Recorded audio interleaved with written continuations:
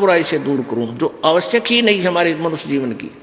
और फिर ये नाम रूपी बीज आप में बोऊंगा, देखियो परमात्मा कितना सुख देगा आपको।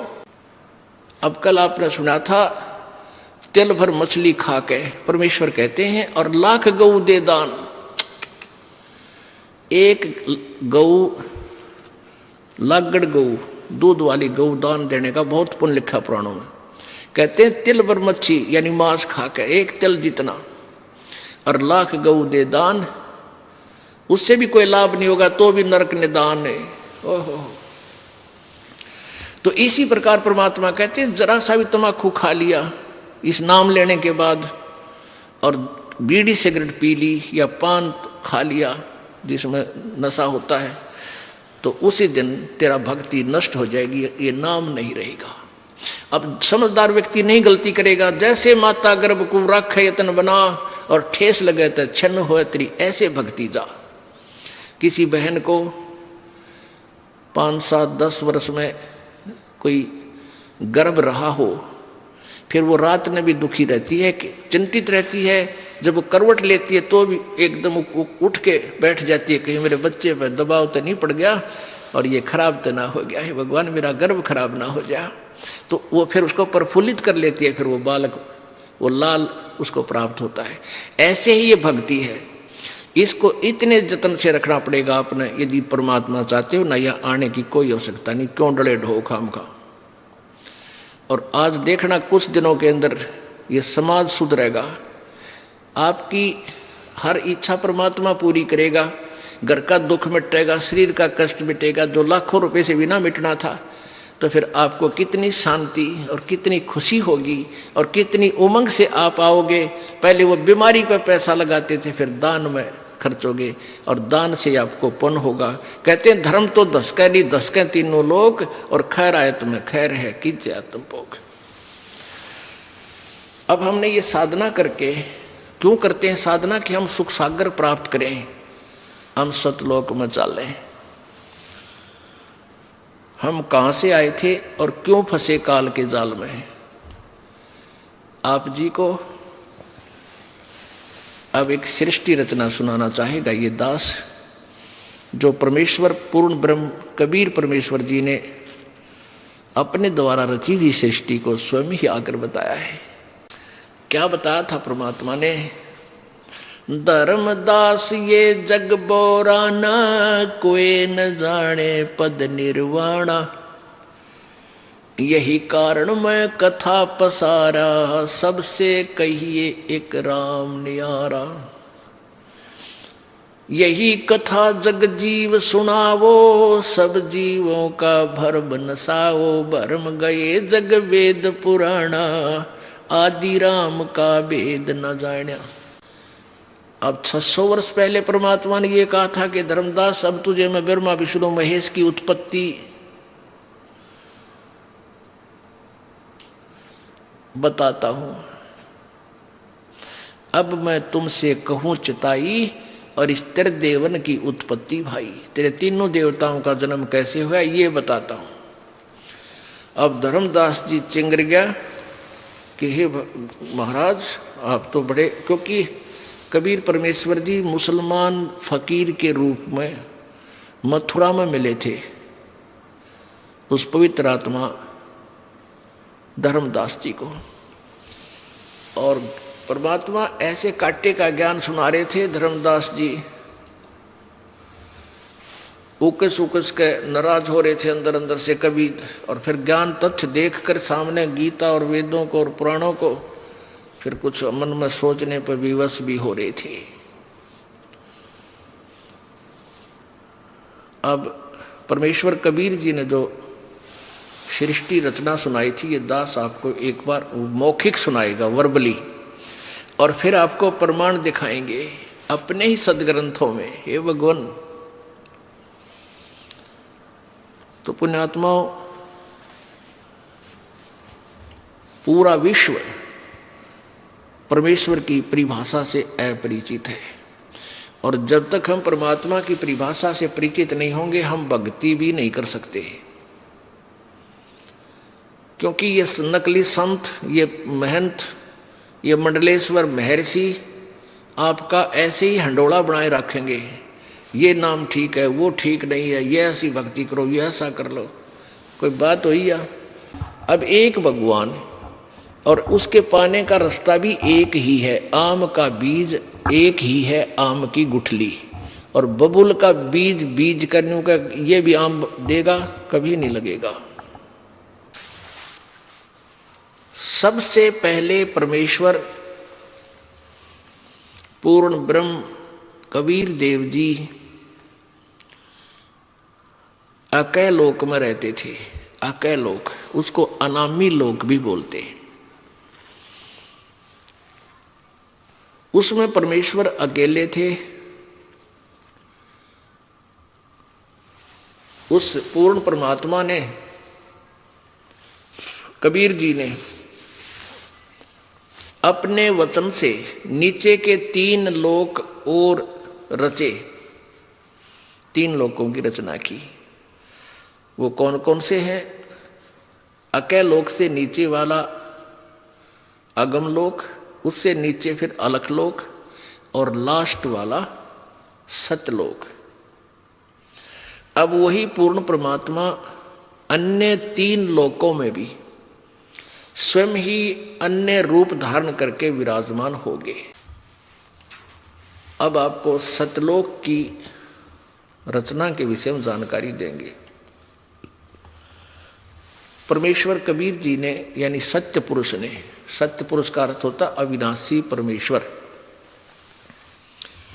अविनाशी प्रभु ने, सत्य पुरुष ने अपने एक वचन से वहां 16 द्वीप रचे। 16 द्वीप, और फिर 16 वचनों से, एक एक वचन से एक एक पुत्र की उत्पत्ति की। उनमें से एक का नाम अचिंत, और एक का सहजदास, जोगजीत, ऐसे ये 16 पुत्र हैं उत्पन्न किए। कुछ दिनों के बाद परमेश्वर ने अरुण सब से कहा कि तुम अपने अपने द्वीप में जाओ, वहां रहो। उसके बाद कभी सत्य पुरुष ने अपने पुत्र अचिंत से कहा कि आप सृष्टि रचना करो। अचिंत ने अपने वचन से ये अक्षर पुरुष की उत्पत्ति की, जिसको परब्रह्म बोलते हैं। अक्षर पुरुष वहां चला गया। एक मान सरोवर है जो प्रभु ने रचा था शब्द के साथ ही। उस मान सरोवर में अमृत जल है, स्नान करने के लिए अचिंत चला गया। वहां श्वासों से शरीर नहीं है हमारा। श्वासों से शरीर हो तो फिर वो गिनती में आ जाता है, अमर नहीं रहे। जैसे एक ट्यूबलेस टायर होते हैं, उसमें हवा नहीं भरनी पड़ती, रबड़ के टायर होते हैं। और एक ट्यूब वाले वो तीसरे दिन पाटे रहे, पटाखा बोलिया रहा उसमें। तो ऐसे वहां शरीर बगैर हवा, बगैर प्राणों के, बगैर श्वास के है। वो जाकर के अचिंत मानसरोवर में नहाने गया था, वहां जाकर लेट गया और मस्ती में नींद आ गई, बहुत गहरा चला गया। अब काफी समय तक बाहर नहीं आया तो परमेश्वर कबीर जी ने, सत्य पुरुष ने, उसी अमृत जल से जल लिया अपने हाथ में और अपनी वचन की शक्ति से एक अंडा बना दिया। अंडा बहुत विशाल अंडा था और उसमें एक आत्मा अपने वचन से उसके अंदर प्रवेश कर दी, अपने ही शरीर से निकालकर, आवाज वचन से बनाकर। वो अंडा, उस आत्मा उसके अंदर थी, वो अंडा नीचे चला गया, गड़गड़ गड़गड़ करता हुआ जल में छोड़ दिया। अब वो अक्षर पुरुष उसकी गड़गड़ाहट से जाग गया, निंद्रा भंग होगी। अब जैसे कोई व्यक्ति गहरी नींद सोया हो और उसको कोई जगा दे, एक बार उसको दुख होता है, क्रोध आता है, तो उस जो ही उसकी निंद्रा भंग हुई अक्षर पुरुष की, उसने देखा किसने मेरी निंद्रा भंग की। उस थोड़े से कोप से, क्रोध से अंडे की तरफ देखा, अंडा फट गया, उसमें से ये ज्योति निरंजन ब्रह्म काल निकला। आकाशवाणी की परमात्मा सत्यपुरुष ने, कबीर जी ने, कि तुम दोनों बाहर आओ। अक्षर पुरुष तो निंद्रा में था, तुझे जगाने के लिए ये सब क्रिया की, तुम दोनों बाहर आओ, दोनों बाहर आ गए और कहा तुम अचिंत के द्वीप में जाओ दोनों। वो एक द्वीप में 3 रहने लगे और बाकी एक एक द्वीप में वो 15 और थे। अब परमात्मा ने कहा अचिंत तुम सृष्टि नहीं रच सकते। परमात्मा ने इसलिए ढीला छोड़ा था कभी बच्चे फिर बाद में बकवाद करें। अब अचिंत बैठा बैठा देख रहा, अक्षर जाकर सो गया, अक्षर पुरुष वो परब्रह्म। अब तुम कोई सृष्टि नहीं करोगे, मैं ही करूंगा। तब परमात्मा ने हम सभी आत्माओं को, जितने भी आज कुत्ता गधा सूअर चींटी हाथी देवता मनुष्य बने हैं, ये सब परमेश्वर कबीर जी के बच्चे हैं। उस परमेश्वर ने अपने वचन से सभी असंख्य आत्माओं की वहाँ उत्पत्ति करी और सबको बहुत बड़े बड़े महल वहाँ दिए अलग से रहने के लिए। वहाँ आपका परिवार था, परिवार के परिवार थे वहाँ पर आपके, कोई काम नहीं, सारा दिन वहाँ सैर सपट्टे बड़े बड़े, वहाँ पर काजू किस्मत सेब संतरे वो नूर के बने हुए, सदाबहार वृक्ष है वहाँ पे, अमृत जल है वहाँ पीने के लिए, दूधों की नदी बह रही है वहाँ पर। हम उसको छोड़ आए। कैसे छोड़ आए? अब हम वहाँ ठाठ से रहा करते थे, कोई दुख नहीं, किसी प्रकार की मृत्यु नहीं, कोई बुढ़ापा नहीं। अब इस ज्योति निरंजन क्षर पुरुष ने इस काल के मन में आई कि हम 3 एक लोक में, एक द्वीप में, और बाकी सभी मेरे भाई हैं, जितने भी हैं, ये सब अलग अलग द्वीप थे आपके, अलग अलग बहुत सुंदर, और हम 3 एक द्वीप में। तो इसने सोचा मैं तप करके अलग से राज प्राप्त करूंगा। तप से राज और राजमदमानम जन्म तीसरे शुक्र समानम। इसने एक पैर पर खड़ा होकर तपस्या शुरू कर दी। एक पैर पर खड़ा होकर, और ये 70 युग तक तप करता रहा ऐसे। और हम क्यों फंसे इसके जाल में? हम सभी इसको ऐसे एक टांग पर खड़ा होगा और तपस्या करते हुए देखने लगे, और अंदर में इसके प्रति हमारी प्रेम भावना बन गई को देख कितना एक पैर पर खड़ा हो। वह बीमारी हमारे आज भी विद्यमान है, ये बुराई, ये बीमारी आज भी अपने लगी हुई है। जैसे हीरो और हीरोइन, ये अभिनेता और अभिनेत्री अपने पेट के लिए चटक मटक करते हैं, डांस डूंस करते हैं, अच्छा मेकअप करके और फिल्म बनाते हैं।